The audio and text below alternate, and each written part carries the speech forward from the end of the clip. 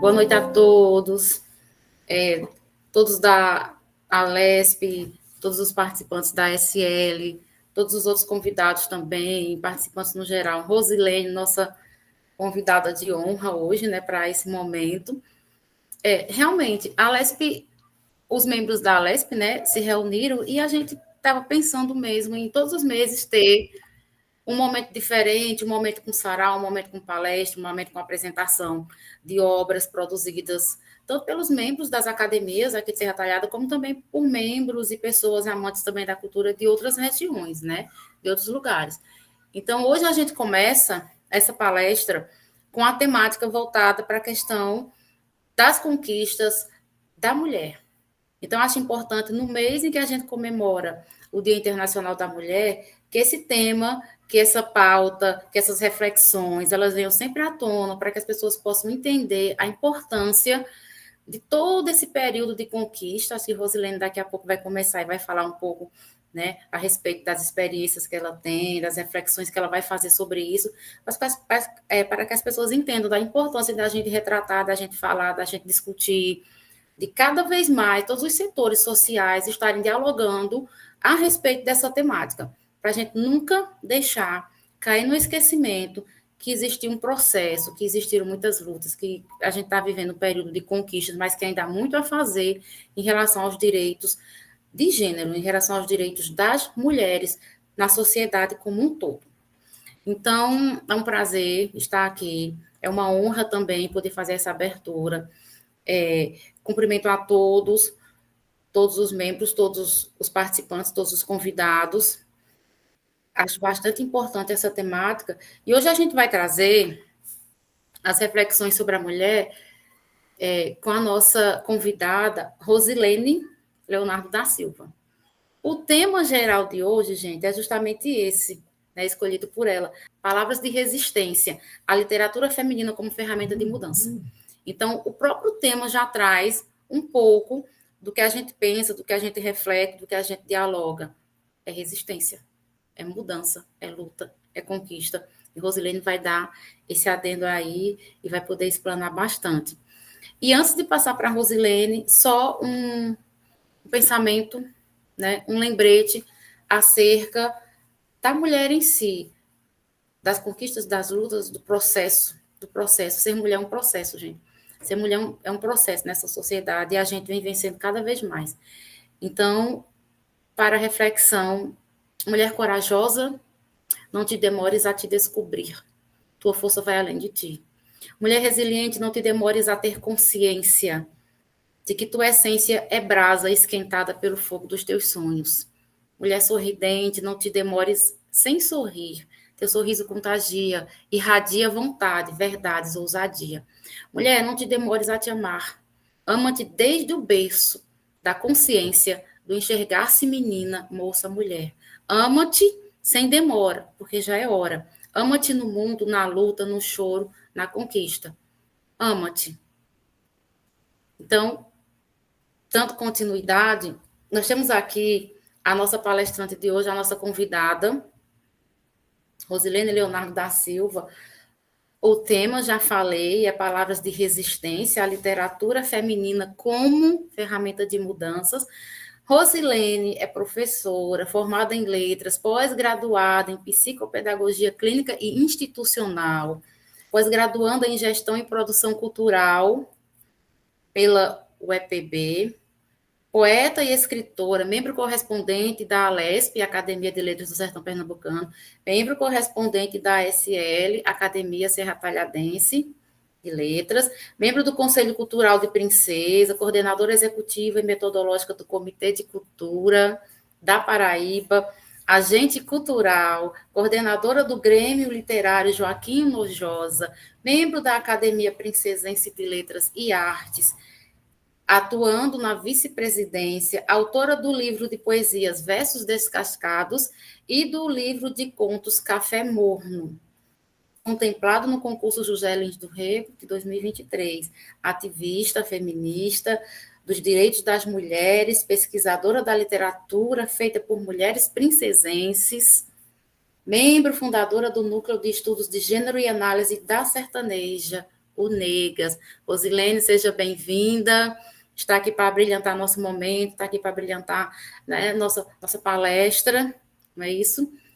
E é com você, amiga.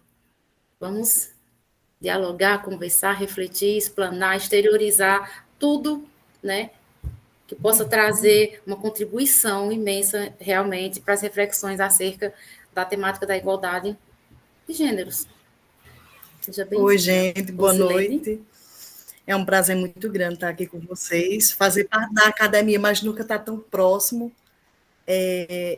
Eu sempre digo assim a Gilberto, eu preciso estar próximo de vocês, eu quero alguma coisa que eu possa estar por aí, porque para mim a academia é isso, né? É participação mesmo, é ação, e a gente colocar essas ações para frente e concretizar mesmo essas ideias tão bonitas que se vêm por aí, né? Mas é um prazer estar aqui com vocês. Acho a palavra palestra muito fechada, mas é uma palavra que existe, a gente tem que usar, é uma nomenclatura, né? Mas é mais como uma conversa mesmo, um alerta, um bate-papo que a gente pode ter aqui. E de antemão eu saúdo a todos, eu agradeço o convite e saúdo a todos em nome de Kelly, a minha amiga Kelly, que a gente não se conheceu ainda presencialmente, mas já tivemos outros momentos de conversa também. E agradecer por tudo, por estar junto aqui com vocês. A quem faz parte da academia, acho que tanto Pernambuco como da Paraíba, né, que hoje a gente está juntando aí as academias, e isso é muito bom. Acho que já tem um pessoal aí também da Academia de Princesa, os meninos do Grêmio estão chegando por aí, e vamos lá, vamos começar essa conversa. Então, gente, eu tenho um material também, Kelly, aqui, deixa eu ver se dá para compartilhar, pode? Pode sim. Fica à Tá, vontade, vou ver aqui. Rosilene. Então, vamos lá. Palavras de resistência à literatura feminina como ferramenta de mudança. A primeira coisa que a gente pensa quando vem a palavra literatura é a importância da literatura no mundo, né? Essa forma de expressão tão rica, tão forte, e que tanto tem história desde o início da humanidade até os dias de hoje. Então, é muito difícil a gente separar, voltado nesse tema de hoje, a importância da literatura e também a importância da mulher. Então, a gente já começa compreendendo que são duas coisas, duas ferramentas muito importantes na existência humana: a literatura e a mulher. Quando junta esses dois casos, para se estudar, para se avaliar e para se notar em todo o contexto, o andamento deles dois, em que momento se aproximam, em que momento se desafiam ou se contrariam ou contrariam as outras coisas do mundo, a gente começa então a entender a importância deles dois juntos. Quando a gente começa a perceber assim a função da mulher hoje em dia, começamos então a imaginar aquilo que ela é capaz de fazer, né? Quando a gente diz assim, a mulher, inclusive tem algumas pessoas que para valorizar a mulher sempre falam muito assim nas várias funções que ela exerce.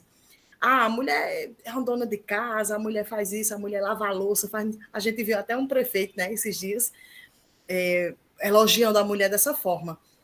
Tem coisa melhor que chegar em casa, eu vejo lá um monte de troço sujo, quando eu passo, de repente, tá os troços tudo limpo.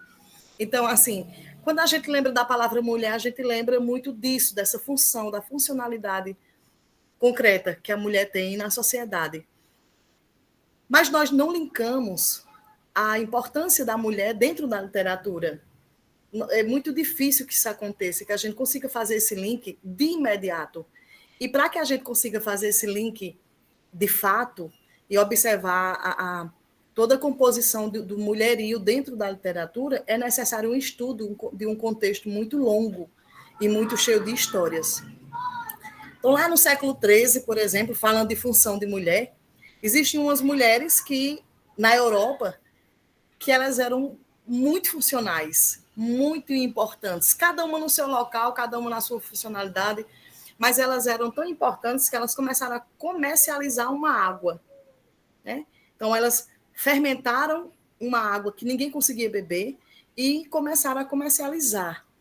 E as suas casas, elas começaram a fazer uma diferença para provar que elas estavam fazendo aquele comércio, vendendo aquela água.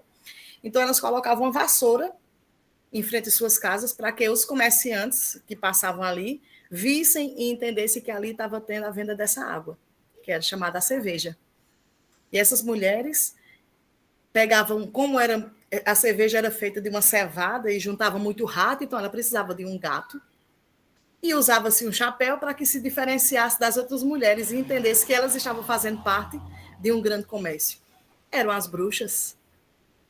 Então, no século XIII eram as bruxas eram grandes comerciantes, eram mulheres inteligentíssimas, eram mulheres que tinham suas funções, como nós temos hoje, as funções da gente, as mulheres também tinham naquela época. E aí elas começaram a ser... A Inquisição começou a entrar em movimento, fazer um movimento religioso, e começou a capturar essas mulheres e tirar essas mulheres porque elas estavam enricando, elas estavam ficando ricas. E aí então, tira essas mulheres do cenário. A ideia era que se tirasse essas mulheres do cenário. Essa era uma funcionalidade das mulheres.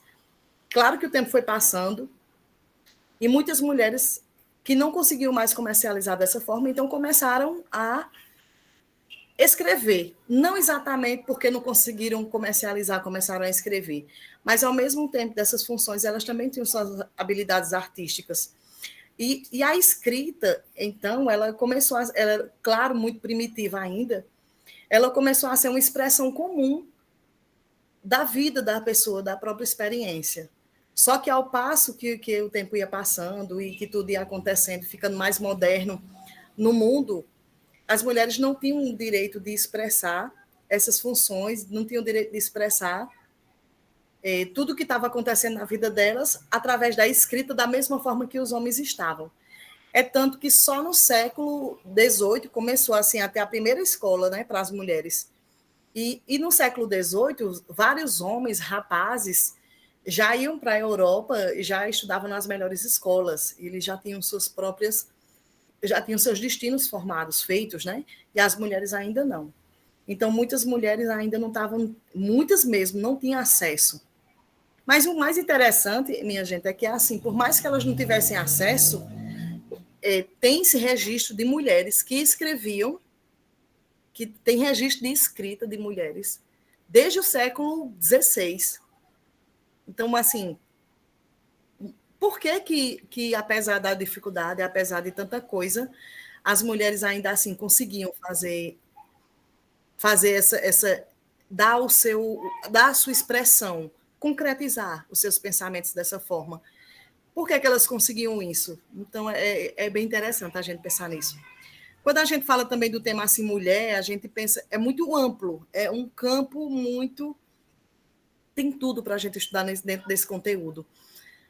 Mas voltando para a literatura e focando na literatura, a gente percebe que se restringe a basicamente a não permissão da expressão da mulher, antigamente.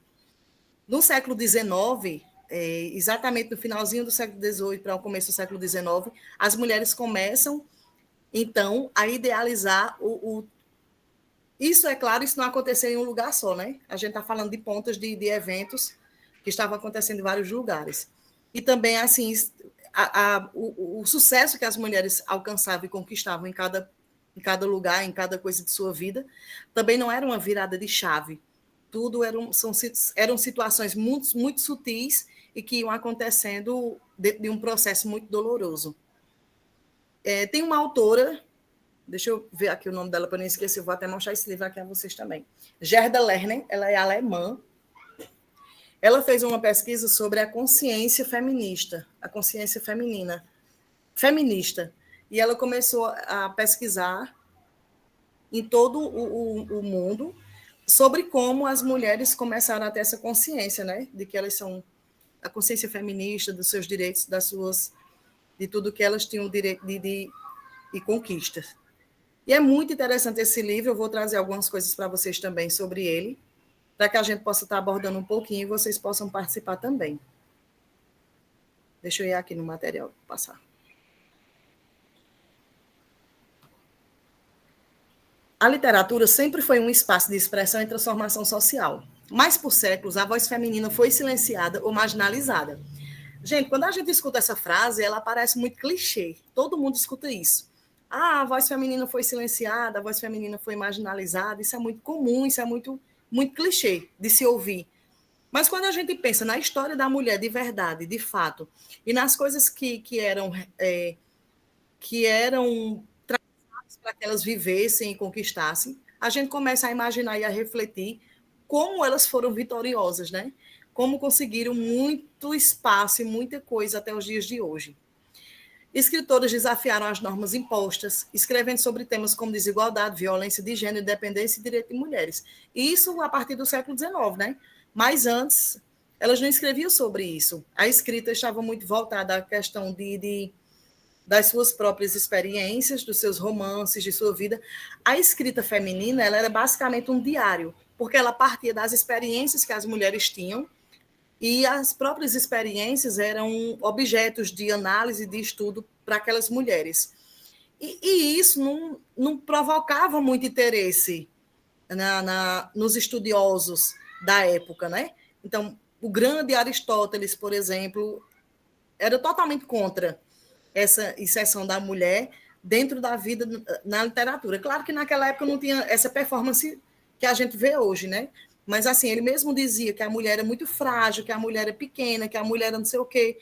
E a igreja, a Inquisição, desde o século dessa perseguição da caça às bruxas, a Inquisição começou a fortalecer muito isso, essa perseguição com as mulheres. Então, se a gente for pensar que é clichê ouvir hoje, no passado não era nada clichê, eram fatos, eram coisas que aconteciam de verdade. Hoje a gente conta a história que aconteceu. Então, quando imaginar aquelas mulheres passando por isso, não poder escrever, não poder expressar, não poder fazer poesia, não poder fazer. E alguns textos, alguns escritos eram mais comuns para que elas fizessem, como, por exemplo, claro que não recebiam o nome de diário, né? Mas faziam muito isso, de falar sobre o seu dia e começar a avaliar a sua situação num patriarcado, com o pai, com o esposo, e começava a expressar aquilo, suas dores, suas agruras, suas angústias, que não eram poucas. Porque mesmo que a mulher fosse uma mulher branca e tivesse todos os privilégios, ela também passava por situações de desigualdade, e a gente sabe que todo o sistema ele foi trabalhado por homens e para os homens, né? Então, isso é um fato, isso não é uma opinião, isso aí é um fato mesmo. E a Inquisição, a política, a religião, acaba que são 3 fatores, mas eu entendo que são o mesmo, e que começaram a trabalhar em uma engrenagem muito bem feita. O sistema foi muito bem consolidado para que começasse, então, a tirar a mulher da reta, a tirar a mulher, a não deixar que a mulher fosse visível nessa parte da escrita. Então, no século XVIII, foram muitos estudiosos, muitos homens, cientistas, filósofos, e muitas mulheres também faziam tudo isso nas suas próprias casas, escondido. Elas escreviam, elas tinham... muitas mulheres saíam das suas cidades, iam para as igrejas, se tornavam freiras, e lá, eu tenho um relato de algumas freiras nesse livro, inclusive, elas discutiam com os homens através de cartas, de artigos. Então, vocês imaginam aí no século XVIII uma mulher fazer um negócio desse. Mas tem esses registros que mulheres já faziam isso. Ao passo que a gente imagina que as mulheres não tinham esse direito, realmente elas não tinham, mas tinham mulheres que escreviam em uma época que não podia escrever. Elas poderiam ser presas, serem queimadas, mais para trás, né? Já no século XVIII, século XIX, elas eram totalmente submissas aos maridos, aos irmãos. Elas não podiam escrever, publicar livro, tinham que todo que fosse escrever, artigos, o que fosse, mesmo já estudando, já no século XIX também, tinha que utilizar pseudônimos masculinos para poder elas terem essa inserção na literatura. Isso é um passado muito cheio desses fatos de exclusão em relação à mulher. E essa intelectualidade da mulher, ela foi sendo abordada, ela não foi sendo abordada, na verdade, né? Ela foi sendo vivenciada pelas mulheres. E como é que a gente percebe isso? Pelos poucos registros que se tem. Porque o que é que acontece? Uma coisa que a Inquisição conseguiu foi apagar a memória das mulheres. Então, as mulheres elas foram apagadas. As mulheres que escreveram antigamente, nós não temos tanta informação sobre elas, a gente não tem tanta coisa, a não ser essas grandes pesquisadoras que hoje nos trazem, né, essas informações maravilhosas e que a gente consegue entender por causa delas. Mas elas foram invisibilizadas de uma forma muito pretensiosa, muito intencional mesmo. E o fato delas serem invisibilizadas foram sendo apagadas umas das outras. As próprias mulheres começaram, então, a entender que elas também não tinham tanta importância. Pô, eu vou escrever aqui no meu lugar, no meu canto, e está tudo certo. O que importa é que eu esteja escrevendo. Não sei quem vem antes de mim, não sei quem vem depois, se isso vai servir, se isso não vai servir. Elas não tinham a intenção de colocar um artigo e esse artigo virar, sair no jornal futuramente e tudo mais, né? Elas não tinham essa pretensão. E o contexto também não ajudava para que elas tivessem esse pensamento. Elas, de verdade, não tinham isso, não. Então, escrever era um ato, tornou-se um ato de resistência. Principalmente no início do século XX, as mulheres começaram a escrever e o que acabou com a ideia de que a mulher realmente... Aliás, o que acabou não, o que fortaleceu essa ideia da invisibilidade da mulher na literatura foi o apagamento da memória dos seus antepassados. Como é que a mulher ia conhecer? A mulher era muito forte sozinha, mas ela era muito mais forte em grupo. E não existia essa consciência feminista de que a mulher seria mais forte em grupo. Porque isso foi apagado. Eu creio que até hoje essa memória é apagada. Muitas coisas acontecem hoje, as meninas, as mulheres estão aí e sabem disso, e os desafios que a gente enfrenta são muito subjetivos hoje. Antigamente não era em praça pública, mulheres queimadas, todo mundo via o que acontecia, porque tudo era lei, era comum que isso acontecesse isso com as mulheres, né? Então as mulheres realmente não podiam escrever e acabou. Depois de um tempo foi que elas começaram a escrever, começaram a participar, teve a educação, né, já no século XVIII, as primeiras escolas começaram a surgir, ainda assim não eram todas as mulheres que iam, e também não era todo o país que ainda estava comovido com isso, e a educação foi se espalhando, a educação para a mulher, aos poucos, até o século XIX, o início do século XIX, as escolas ainda começando e tudo mais. E foi um apagamento muito violento na sociedade, porque as mulheres elas começaram a ser apagadas. As escolas femininas, mesmo também não tinham uma ideia educacional sistematizada e voltada para esse tipo de conhecimento. Então, assim, não se abria escolas para filósofas, não se abria escolas para pessoas que quisessem ser juízas, delegadas, enfim, não existia isso. Então, as escolas também tinham uma consciência muito voltada dentro daquele contexto, até passar o tempo e as coisas mudarem também, graças a Deus, né? E a inserção da mulher, então, foi uma vitória muito grande, e ela começou, então, a estudar a mulher do passado. Olha isso. Então, a literatura de hoje deve à literatura do passado. Muitas mulheres escreveram e começaram, então, a provar às outras mulheres que sua escrita era importante, sim, porque não se tratava de falar de uma coisa que a mulher estava fazendo somente, mas tratava-se exatamente de provar uma resistência, de provar, eu estou aqui, eu vivo, eu não fui apagada. E essa resistência, essa literatura de resistência, foi ganhando força de uma forma muito, muito intensa. E aí, no século XIX, já surge o termo feminismo. E aí foi se moldando essa escrita, as mulheres começaram a perceber que tinham esses direitos, as escolas começaram a fazer outro tipo de movimento político para a inserção dessas mulheres dentro da educação. E as coisas começaram a mudar sistematicamente, né? Mas na subjetividade pouca coisa mudava.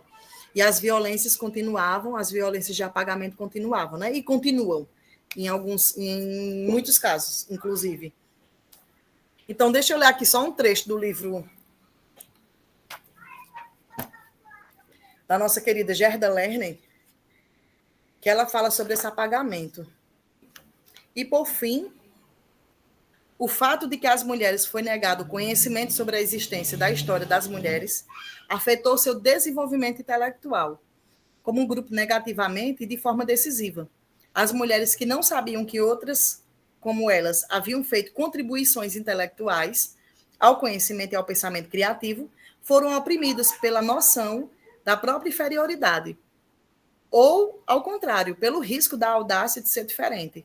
Sem conhecimento sobre o próprio passado, nenhum grupo de mulheres podia comparar as próprias ideias com as de suas iguais, aquelas que vinham de condições semelhantes e vidas parecidas. Toda mulher que pensava precisava discutir com um grande homem. Em sua cabeça, em vez de ser fortalecida e encorajada por suas ancestrais. Para as mulheres que pensavam, a ausência da história das mulheres talvez tenha sido o maior obstáculo de todos para o crescimento intelectual. Então, abolia o crescimento intelectual da mulher. Por quê? Porque ela precisava... Se um homem tinha que assinar um texto que ela ia publicar, ela precisava da permissão de um homem para comprovar a intelectualidade dela. Ao invés disso, se ela tivesse tido se esse sistema tivesse favorecido para que ela não tivesse esquecido a sua ancestralidade, ela não estava precisando de... Talvez ela não precisasse desse compromisso de submissão ao homem, né? Então, gente, isso é muito, muito violento. Você escrever e ter que ter a permissão de um homem para publicar, ou ter que ter o nome de um homem para publicar. É uma violência, mas que na época não era. Na época era uma coisa muito comum. Mas muitas mulheres... Muito comum porque acontecia, né? Mas que não era certo.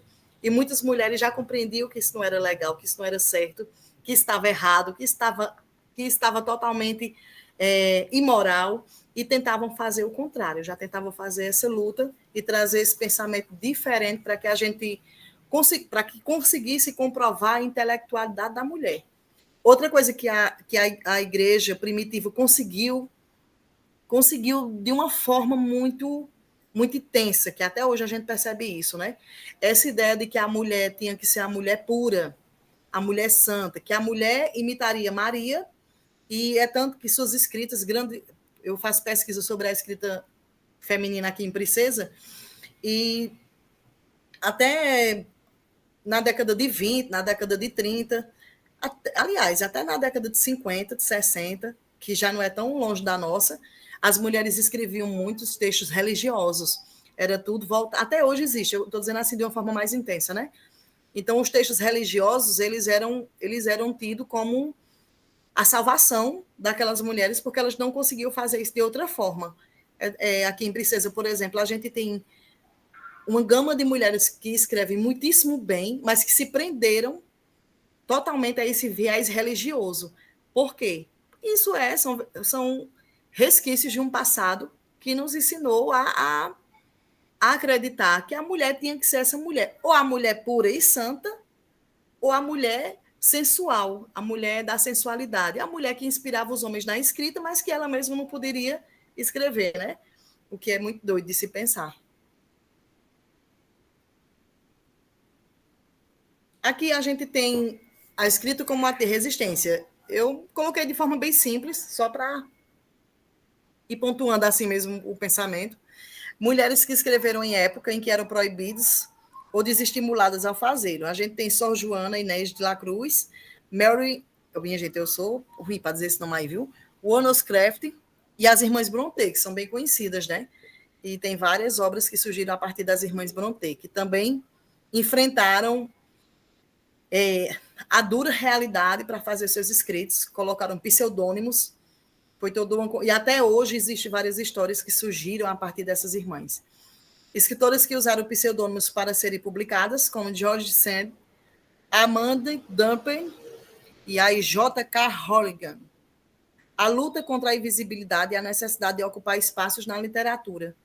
Eu não sei se vocês percebem isso, as mulheres que estão aí que escrevem, mas até hoje a gente subjetivamente, de uma forma muito sutil, nós somos invisibilizadas, de certa forma. Existe uma tentativa grande de invisibilidade. Claro que nem sempre é possível que isso aconteça, mas existe um investimento grande para que a gente não seja visível na literatura. A competição da literatura feminina, a literatura masculina veio como a literatura universal e a literatura feminina veio como a literatura de mulher. É a literatura que não vê a filosofia, a literatura que não vê a sociologia, a literatura unicamente romântica. e que quando você vai para o passado e você vê a história de várias filósofas, você diz, não, não é assim. Nós tivemos grandes mulheres cientistas, filósofas e tantas outras conhecedoras que escreveram teorias, que escreveram história e mudaram a humanidade por causa dos seus escritos, né? Então, essa ideia de universalizar a literatura feminina como algo extremamente romântico deve ser uma coisa que a gente tem que pensar e que a gente tem que estar refletindo no nosso dia, né? Então, é uma literatura feminina? É, porque ela é vista pelos olhos, sob os olhos de uma mulher. Ela é, sim, uma literatura feminina, mas ela não é uma literatura fechada. Ela é sim, e também uma literatura universal. Ela traz temas que são importantes para a sociedade. Ela traz temas científicos, econômicos, políticos, traz temas importantes sobre a visão da mulher. E hoje a literatura ela conseguiu uma gama muito maior de conteúdo em vista a essa memória que tentaram apagar da nossa ancestralidade. Então, hoje eu posso estar aqui e falando de uma ancestralidade que escreveu. E as mulheres do passado não tinham essa oportunidade. Então, isso também fortalece muito a nossa literatura, né? A gente vai daqui a pouco fazer um pequeno exercício para ver se o que é que vocês percebem aí sobre os lugares onde vocês moram. Eu sei que aqui tem a Academia de Princesa, de Serra Talhada, mas pode ser que tenha alguém aí que seja de outro lugar. Então, vamos lá. A literatura feminina e a denúncia das opressões. Os livros que expõem desigualdade de gênero, machismo, assédio e violência. O Segundo Sexo, de Simone de Beauvoir, que é a base teórica do feminismo, né? Inclusive, eu tenho ele aqui também. O Conto de Yaya, de Margaret Atwood. Despotia, que alerta sobre o controle dos corpos femininos. Quarto de Despejo, né, de Carolina Maria de Jesus, que está bem no auge. E, graças a Deus, as escolas agora estão começando a ler esse tipo de literatura. E também tem tantas outras, né, que a gente está vendo hoje. Conceição Evaristo, por exemplo, que também é uma grande. A literatura como ferramenta para dar voz às mulheres marginalizadas e denunciar injustiças. Que aí entra a questão da interseccionalidade, né, que é quando entra a vida da mulher negra em toda a história do feminismo. Tem um ponto aqui, vamos criar tópicos sobre o impacto da literatura feminina nas nossas localidades. O que é que eu queria que vocês fizessem, minha gente? Eu sei que palestra tem todo um protocolo, que a gente, no final, é que tem uma conversa e tudo mais, mas se Kelly e vocês me permitem, eu queria muito que a gente fizesse isso agora. E que a gente fizesse o seguinte: criasse alguns tópicos sobre o impacto da literatura feminina nas nossas localidades. Por exemplo, qual é o impacto que essa literatura feminina ocasiona aqui em Princesa hoje? Eu fico pensando, qual é a importância dessa literatura, da escrita das mulheres hoje, de fato? Essa literatura é um enchimento de linguiça? Ou o que é que ela traz hoje para a nossa cidade? O que é que ela também traz para a cidade, para a Serra Talhada, por exemplo? Então, vamos pensar aí qual seriam alguns os tópicos que a gente pode colocar aí. Pode ficar à vontade. Você pode levantar a mão, né? E pode dizer um tópico. Que eu vou anotar aqui, depois eu boto aí. Pode anotar no chat também, gente. Se estiverem um pouco constrangidos, não sei, pode anotar no chat. É boa, Teres, também, é bom né? mesmo. Porque aí no chat eles já repassam. E aí, o que é que vocês acham? Aqui em Serra Talhada, a Academia Serra Talhadense de Letras foi uma que realmente, partindo de Dierson, puxou muito essa questão das mulheres nas academias, porque até então só a maior participação era de homens. Então foi feito um grande trabalho por parte do professor Dierson, convidando essas mulheres. Elas tinham o material escrito, sabiam de fazer, mas não existia essa participação. E hoje, pelo menos o que eu percebo, há muito a produção de poesias, seria o tópico poético, né? A linha poética, muito mesmo, é o que mais há, e biografias. Elas, vez ou outra, estão preparando biografias e lançando, não só delas. O tema mais por aqui é esse. Pétalas já está aí, com a literatura feminina quilombola. Pode dar sequência, mas é basicamente isso. Mas tem muitas mulheres agora já estão realmente nas academias. E isso é muito interessante, porque, assim, às vezes a preocupação das pessoas em colocar, inserir a mulher nas instituições é só porque hoje exige uma preocupação com projetos, com não sei o quê, existem as cotas, e existe uma porcentagem, inclusive, para que as mulheres estejam, né, presentes nessas instituições. Mas quando se parte isso de uma política pessoal da instituição, isso é muito legal, isso é muito bom. E é isso, Gilberto e Dierson, a gente precisa de homens nessa luta, né?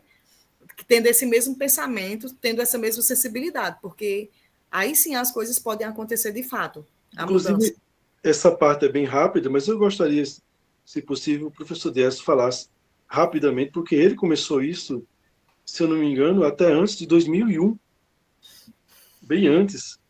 Se o professor estiver me ouvindo aí, tiver condições. Eu gostaria de ter fundado a academia meio a meio, 50% de homens e 50% de mulheres. Mas foi uma barreira muito grande. As mulheres se esquivaram o máximo que puderam para integrar o quadro da SL. Até uma mulher lá da Academia Pernambucana de Letras ligou para mim, fazendo uma queixa, assim, reclamando, porque existiam poucas mulheres na Academia Serra Talhadense de Letras. E eu expliquei isso para ela. Por conta das próprias mulheres que não quiseram participar, se esquivaram. Não, isso não é para mim, isso é coisa para homem, isso é coisa para gente que sabe muito. A gente não ia encontrar aqui em Serra Talhada 40 Cecília Meirelles formam a academia, ou 40 Machado de Assis. Então tinha que ser mesclado, bons, médios, etc. Isso que o professor Dierson disse, gente, na verdade, quando a mulher se esquiva, é o resultado, é fruto de um sistema patriarcal. Então, assim, não é exatamente porque ela não queria, mas é porque ela não acreditava ainda na intelectualidade dela, e isso ainda é o resultado, que é como eu disse, não é uma chave de virada, né? Isso ainda é o resultado de todo um sistema que fez isso com a mulher mesmo, para que ela não acreditasse. É aquela questão de que a gente percebe que a Gerda traz para a gente, de que a minha intelectualidade, ela depende totalmente de homem. Então, não, a academia é coisa de homem, é coisa de homens intelectuais, é dos Machados de Assis, é do não sei o quê, não sei o quê. Então, ela coloca a intelectualidade dela abaixo porque ela foi trabalhada para isso. Entende? Então, isso não é exatamente porque ela quer, mas ela é quase submissa ainda a esse pensamento, infelizmente. Mas a gente chega lá. Outra pessoa levantou a mão. Peterson levantou a mão. Boa noite. Eu gostaria de parabenizar, né, a professora Rosilene. É uma palestra essencial, né? E assim, já nessa boa provocação, né, desse tópico, como a gente observa aqui, eu sou professor e sou escritor, né, aqui no sertão pernambucano e o sertão de Petrolina, né? E aí, como é que se diz? O que eu observo é que aqui existe um grande protagonismo feminino, né? Os editais, elas participam dos editais, embora não exista mais uma academia de letras, né? Devido a alguns conflitos, né, que ocorreram, não por ao que me consta, né? Quando eu vim aqui já não existia mais, né? Eu já estou há quase 10 anos. E aí, mas eu sei que é uma cidade que tem movimentos culturais, tem um coletivo ônibus, inclusive da Cátia Cardoso, né? Que até a gente viabilizou o lançamento do livro dela, né? O lançamento com a distribuição de livros, né? Ela foi contemplada no edital Paulo Gustavo aqui. Então, assim, e tem realmente dentro da cena literária aqui, as mulheres têm um protagonismo assim incrível, né? E mais é como você fala, professora, não foi fácil essa conquista, né? Em torno desse conflito, né? De todas essas raízes patriarcais.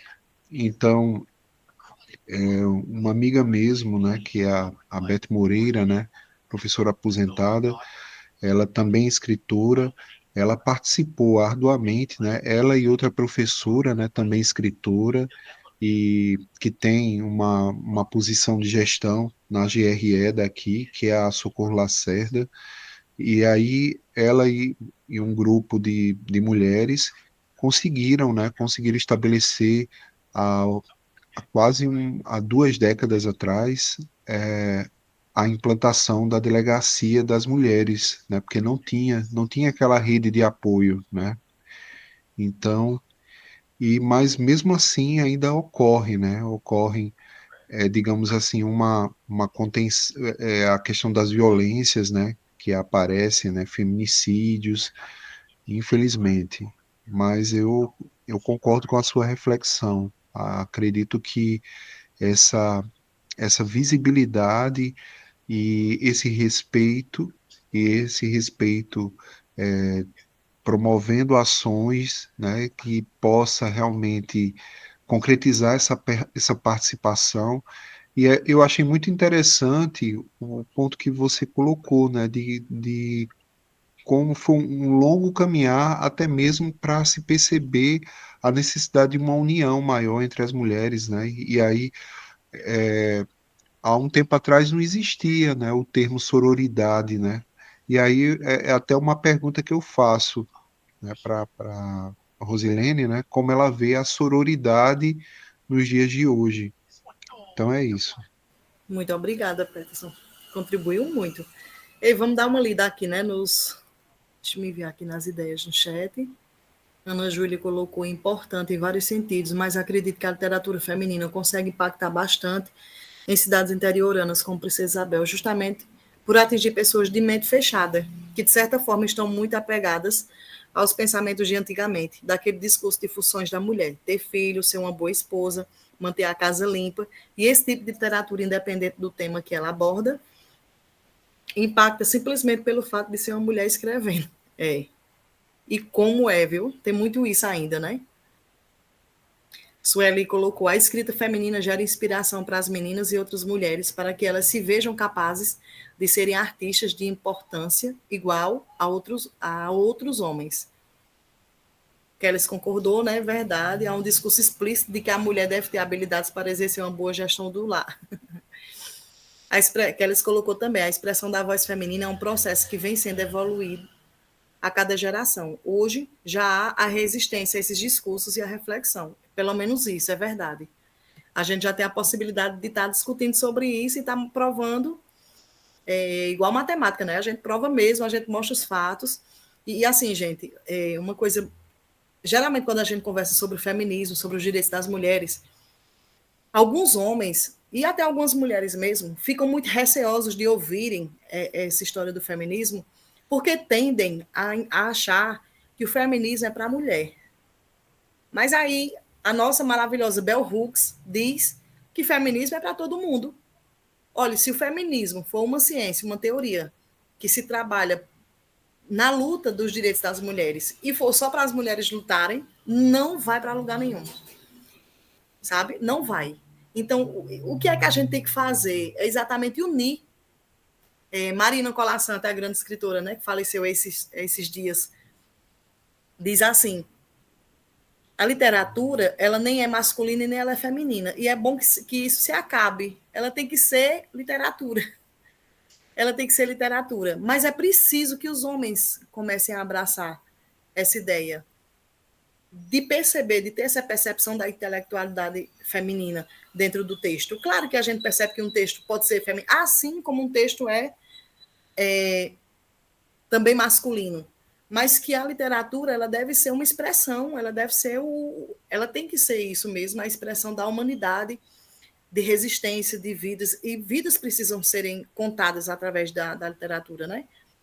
Alguém mais? Agora a gente vai ver se o que vocês colocaram aí, ou pensaram, alguém mais, eu sei que alguém pensou em Serra Talhada, por exemplo, alguém mais aí pensou em alguma coisa, mas também não quis dizer, não quis expressar, não tem problema não. Ai, Lohane colocou alguma coisa também, deixa eu ver. É importante também para acabar com algo muito presente, como o pensamento machista vindo das próprias mulheres. Que tendem a se colocar em uma posição de inferioridade e querem fazer com que outras mulheres que lutam por seus direitos sejam julgadas pelo próprio grupo. Isso.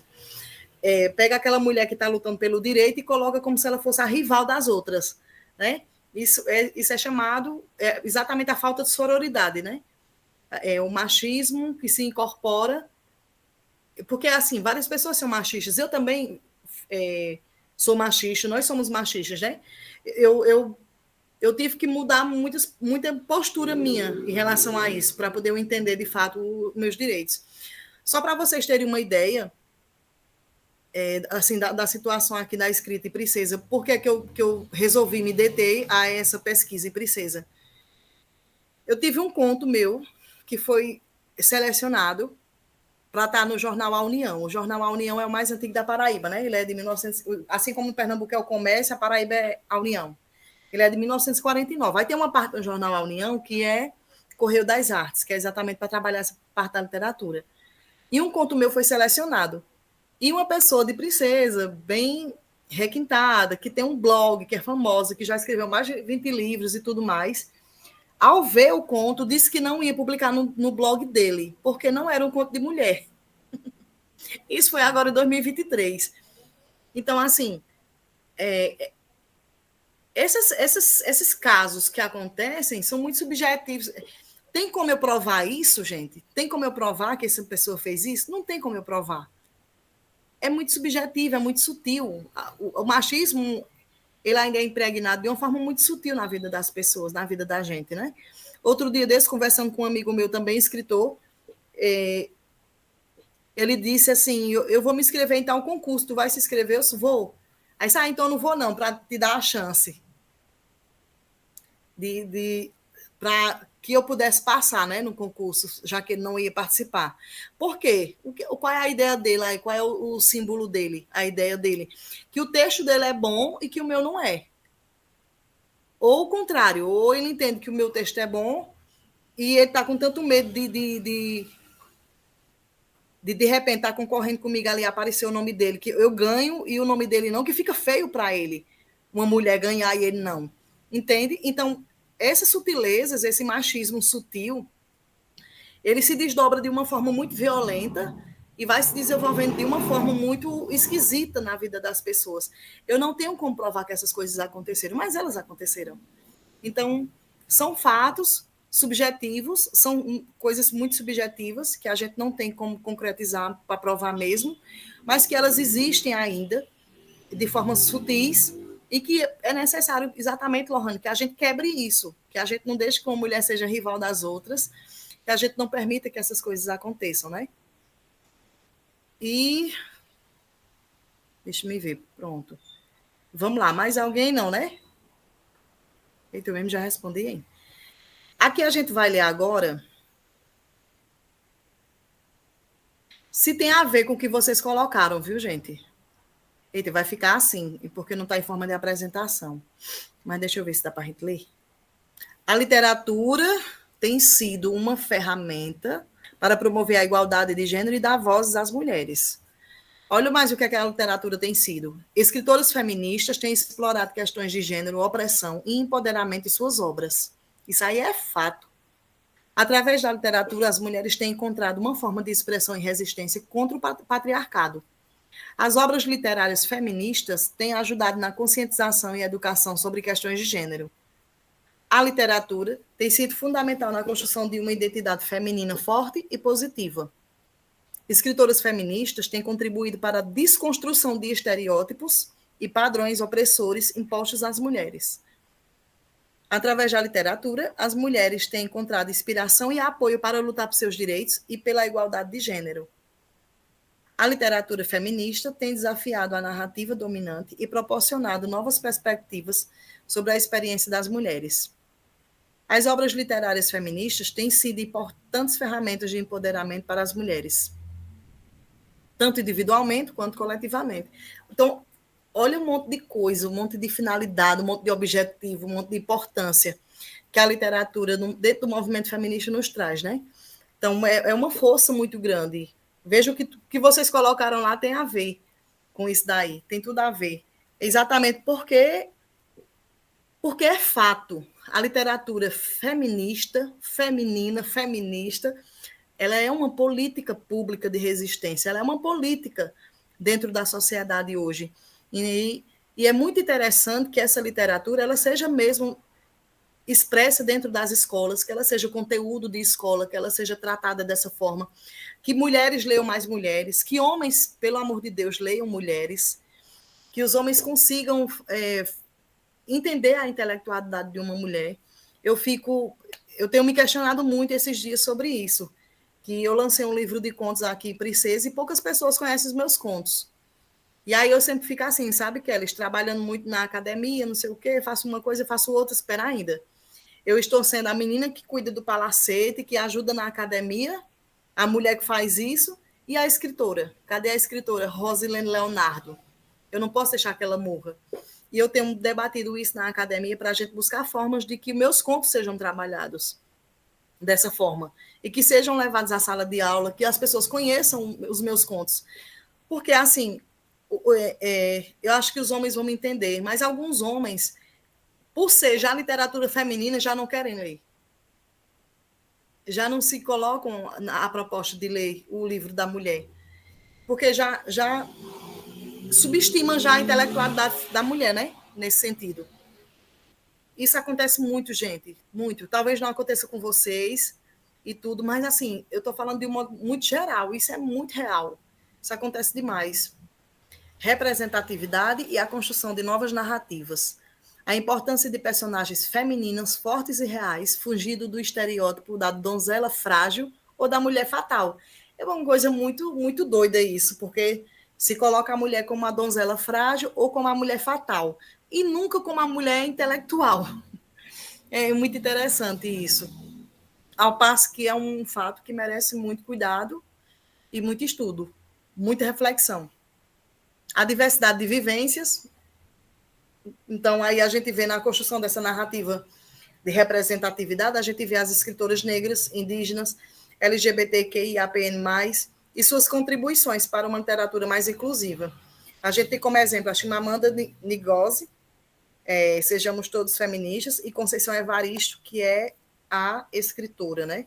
Que tem mostrado aí como a experiência das pessoas influencia na vida na sua vida acadêmica, na sua vida escrita.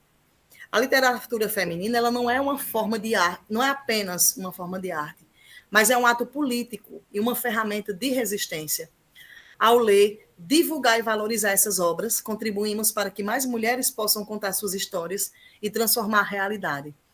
Como diz Virginia Woolf, não se pode pensar bem, amar bem e dormir bem se não se jantou bem. Uma metáfora para a necessidade de dar às mulheres espaço e reconhecimento, que é o que a gente precisa.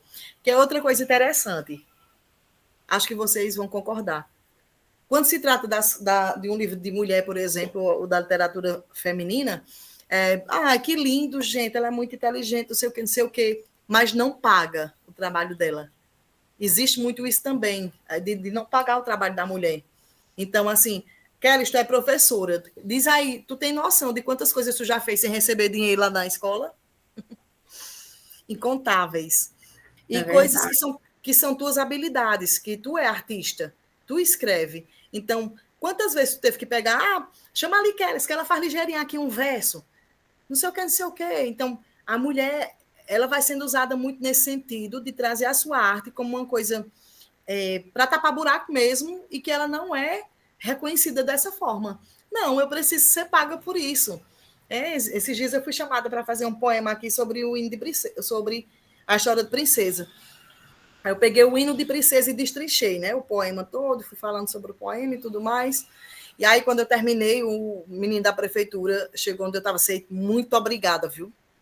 Olha, ficou muito lindo, todo mundo gostou, tá todo mundo elogiando, muito obrigada. Eu disse, não, obrigada não, é R$400. Aí ele disse, Rose, uma artista de princesa cobrando pela sua arte para a própria cidade. Eu disse, exatamente, por isso que eu tenho que cobrar, porque eu sou uma artista de princesa e eu tenho que cobrar.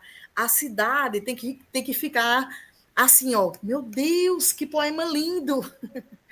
Mas não tem como as pessoas que vão apreciar o poema, elas não vão me pagar por isso, porque elas são público, elas vão ouvir o poema, elas vão ver nas redes sociais, mas elas não vão pagar, elas vão me elogiar, vão mandar uma mensagem, vão botar um comentário. Isso é o papel da sociedade. E quem é que vai representar a sociedade e vai ter que me pagar? É a gestão, é quem me chamou, é a instituição. Se chamar uma mulher para trabalhar, tem que pagar. Tem que pagar porque ela está trabalhando, ela está colocando ali a sua vida artística em jogo. É o seu produto, é a sua obra. Isso também é um diferencial. Chega da gente escrever coisas românticas para que as pessoas... ou escrever de forma romântica para que as pessoas entendam isso somente como um sentimento, como...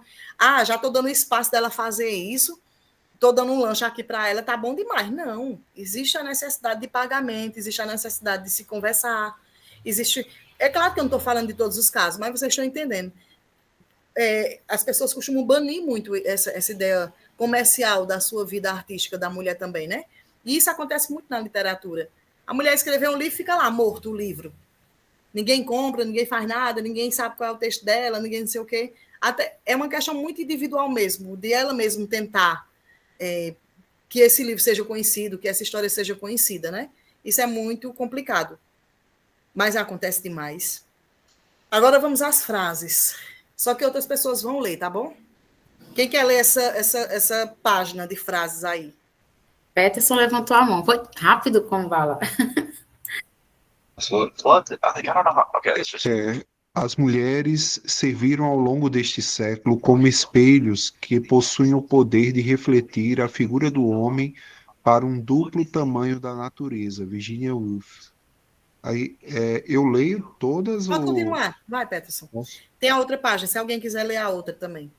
Pronto. Uma doutrina inútil por si mesma, mas é indispensável ter uma só para evitar ser enganado por falsas doutrinas. Simone Weil, né? Sou muito tolerante. Eu não sou uma moralista, né? Tenho uma noção muito aguda da brevidade da vida e de suas tentações de censurar os outros. No entanto, eu não sou tão pouco exigente quanto você pensa, Virginia Woolf, né? As rugas da pele são aquela coisa indescritível que vem da alma, Simone de Beauvoir. As crianças não aprendem nada essencial, como consertar uma chave com vazamento, subornar um funcionário ou cortar o cabelo do cachorro, Isabel Allende. Eu vou colocar... Olha só, gente, que frases impactantes, né? Essas frases delas... Virginia ah, meu Deus, minha best. Virginia Woolf é muito bom. É uma pesquisadora, assim, de extrema importância em relação aos direitos das mulheres, que traz muitos conceitos, que traz muitas ideias, e Um Teto Todo Seu, que é um dos livros mais famosos dela, que foi um debate que ela teve, né, em um congresso, e que virou livro, que traz exatamente a história da mulher dentro do seu trabalho, e que as pessoas comecem a ler mais, essas mulheres comecem a entender a ideia delas. Aí tem outra página, e outra pessoa quer ler? Sempre acreditei e acredito que a imaginação e a fantasia são muito importantes, pois são uma parte indissolúvel da realidade da nossa vida. Ana Maria Matute. Aí, e você gostaria de ser um poeta? E você gostaria de ser um amante? Virginia Woolf. Para que sua mão direita ignore o que a esquerda faz, ela terá que ser escondida da consciência. Simone Weil. O que imaginamos também faz parte da realidade. Rosa Monteiro. Escrever é sempre protestar, mesmo que seja de si mesmo. Ana Maria Matute. Poetas, não vamos perder tempo, vamos trabalhar. Esse pequeno sangue vem ao coração. Glória Fuertes. Isso, minha gente, é só para mostrar que os pensamentos das grandes pensadoras, que as frases, essas frases assim que provocam esse efeito mais separado do contexto mesmo, que a gente pode trazer essas frases para a nossa vida, para outros contextos, é para a gente entender e refletir sobre essa importância da literatura feminina como coisa individual e como um processo coletivo, como um chamamento coletivo mesmo, de que cada pessoa é importante nesse processo. É uma grande ciranda a literatura feminina, né? E é um ato político muito importante. E Peterson tinha comentado alguma coisa sobre sororidade. Antes de finalizar, eu só queria falar assim, a sororidade, na verdade, ela é bíblica, né? Ela já existe na Bíblia, que a gente pensa que é um termo mais atual. Que, na verdade, assim, a sororidade é uma solidariedade entre as mulheres, meninas, que às vezes a gente se depara com jovens que falam de outras mulheres, ou até adultos mesmo, que falam, que criticam, que julgam, que diz alguma coisa, que não sei o quê. Mas, na verdade, a gente precisa dessa sororidade, que é o que Virginia Woolf também aborda, e tem outras autoras que abordam muito essa sororidade. Está caindo um pouco em desuso esse termo, porque viu-se que não foi um termo muito, muito aceito entre as teorias feministas. Mas existe esse termo e implica dizer a solidariedade entre as mulheres. É muito antigo, mas foi no século XIX já exatamente, e principalmente no século XX e XXI, que é o que a gente está, no início do século XXI, que esse termo ganhou mais as plataformas acadêmicas aí. Então, gente, é isso. Eu espero ter trazido um pouco para vocês sobre toda essa história da importância da literatura feminina. Eu gosto de pensar assim, existe todo um contexto panorâmico, brasileiro, mundial, mas eu foco muito no que a gente vive aqui. É importante, Kelly e as mulheres das academias, é muito importante a nossa presença nas academias. Nós somos os portais para que outras mulheres estejam com a gente. O que o Diesso pensou lá atrás, ao fundar a academia, 50% homem, 50% mulher, que seja mesmo isso, que as mulheres consigam entender a sua importância, sua intelectualidade, e que essa intelectualidade seja vista e aplaudida por todos nós, que a gente consiga dizer a uma mulher que ela escreve bem, e que se ela não escreve, que a gente consiga, de alguma forma, não dizer que ela não é intelectual, que a intelectualidade da mulher ela é subjetiva, sim. Além dela ser objetiva, ela é subjetiva. Então, ela tem várias formas de se contrapor, de contribuir, de estar dentro da sociedade, mas o que importa é que a literatura feminina ela é, sim, um ato político e que a gente precisa lutar por isso, principalmente, minha gente, nessa região nossa, de cactos, de muita ferida, de muita violência, onde o coronelismo atuou por muito tempo, e que, além de todo o machismo já existente do patriarcado, ainda existiram tantas outras coisas que fortaleceram a misoginia. E aí você pode dizer assim, mas será mesmo que isso não é exagero? A gente está vendo aí tantas mortes no começo desse ano já, né? Tantas mortes de meninas que são estupradas, que são violentadas, que são mortas por homens. Então, se isso é exagero, por que tanta morte? Por que a cada 6 horas uma mulher é morta? Uma mulher... Menos que isso, uma mulher estuprada. Então, assim, a gente precisa pensar e que a literatura fortaleça essa importância da mulher dentro da sociedade. Que a mulher não seja vista de forma alguma como uma mulher importante porque lava a louça. Como disse o prefeito aí, né? Que eu estou tentando trazer sempre esse discurso dele para a gente desconstruir isso. Mas que ela é importante, porque ela é intelectual e ela contribuiu muitíssimo individualmente e coletivamente. O que aconteceu foi o apagamento da memória das mulheres e que elas começaram a viver muito individualmente, esquecendo-se do coletivo e esquecendo da sua ancestralidade. Mas viva nós, nos dias de hoje que estamos aqui, estamos de mãos dadas e vivendo esse momento tão único e tão nosso, né? Graças a Deus. Muitíssimo obrigada, minha gente, muito obrigada pela oportunidade. E eu espero muito ter contribuído de alguma forma. Claro que eu não sou acadêmica ainda, estou tentando meu mestrado, viu? Mas ainda não sou acadêmica, mas importa muito essa contribuição de uma pessoa que também tem a vivência dentro de um sertão tão quente.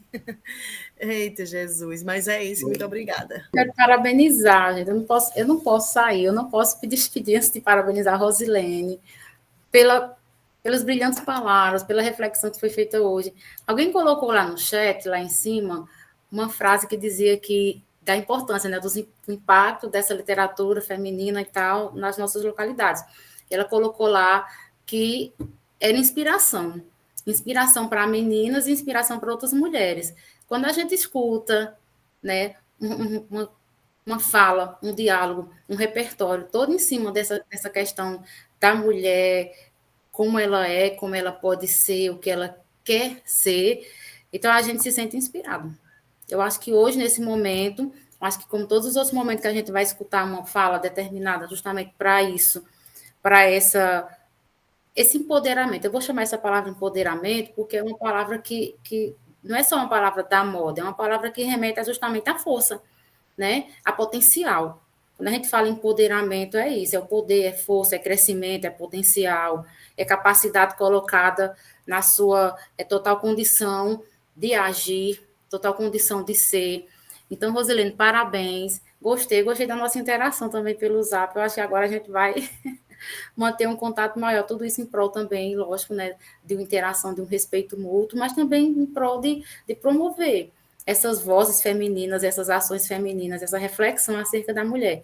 Eu fiquei, faço minhas as palavras de perto, sou assim, encantada, fiquei maravilhada. Gostei muito mesmo. Achei que cada minuto que a gente passou com essas reflexões, escutando Rosilene falar, foi inspirador. Vou pegar a palavra da jovem que falou, acho que foi Sueli, lá no chat, é inspiração.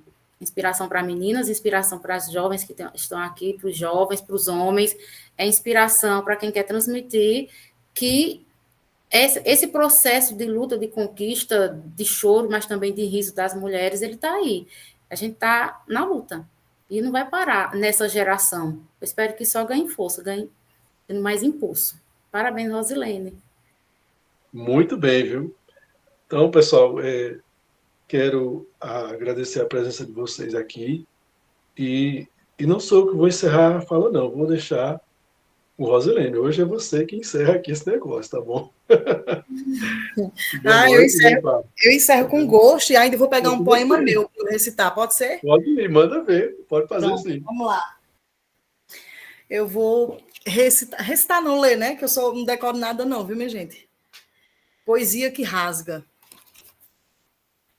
Esse aqui é um livro meu também. Eu sou eu gosto de ser a primeira nas coisas, assim, por uma ideia de realmente rasgar o tecido para que outras mulheres venham, né? Então, eu sou a primeira mulher pricesense, apesar da nossa cidade ser bem histórica e tudo mais, mas eu acho que a gente está vivendo agora o momento dessa cultura mais expressa, do protagonismo mesmo feminino.